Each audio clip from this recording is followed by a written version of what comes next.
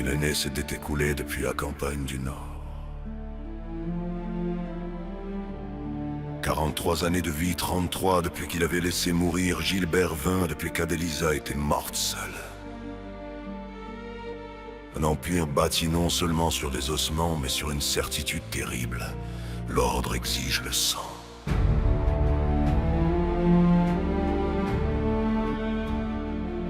La grande salle de Rouen bouillonnait de célébration.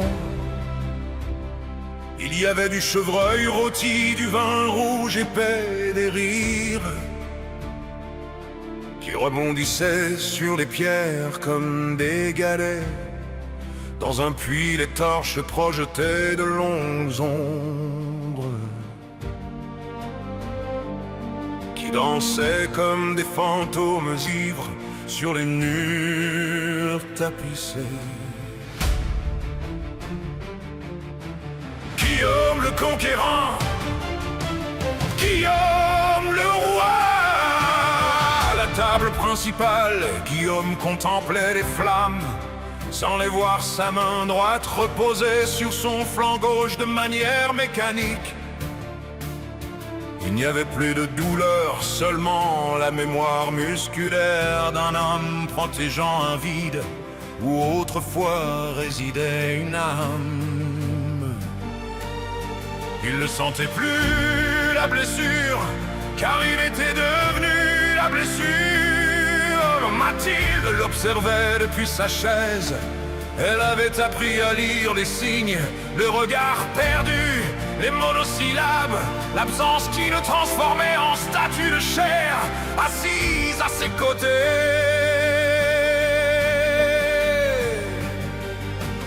Elle savait qu'une partie de lui était restée dans le Yorkshire, veillant ce que les morts ne se relèvent pas.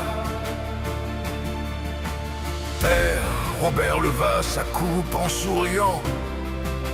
Il avait 20 ans, la mâchoire carrée des ducs normands et une faim féroce d'approbation.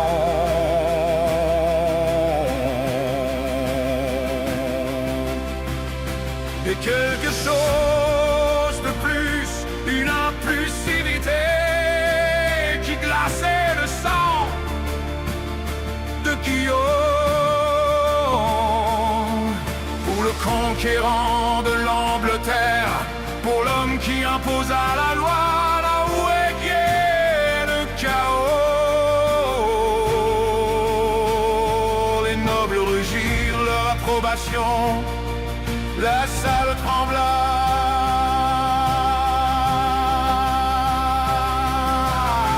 Guillaume se leva avec des mouvements rigides. Sa coupe s'éleva comme un étendard sans blason. Pour l'ordre corrisa-t-il d'une voix plate, transcend l'euphorie pour le mur qui nous sépare de la barbarie. Les hommes burent sans comprendre la nuance. Guillaume abaissa sa coupe sans que le vin n'effleure se lève. Il regarda Robert rire, renverser du vin sur la table, plaisanter avec un ménestrel, avec ses facilités insouciantes.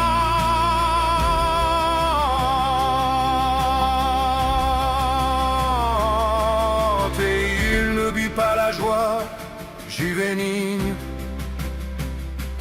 il vit le désordre, il vit la fissure par laquelle le chaos pouvait revenir.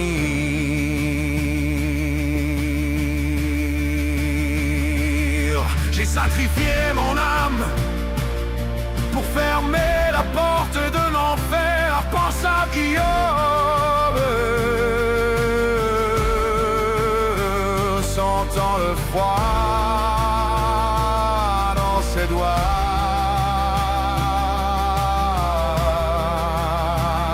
Et mon propre fils joue avec la serrure.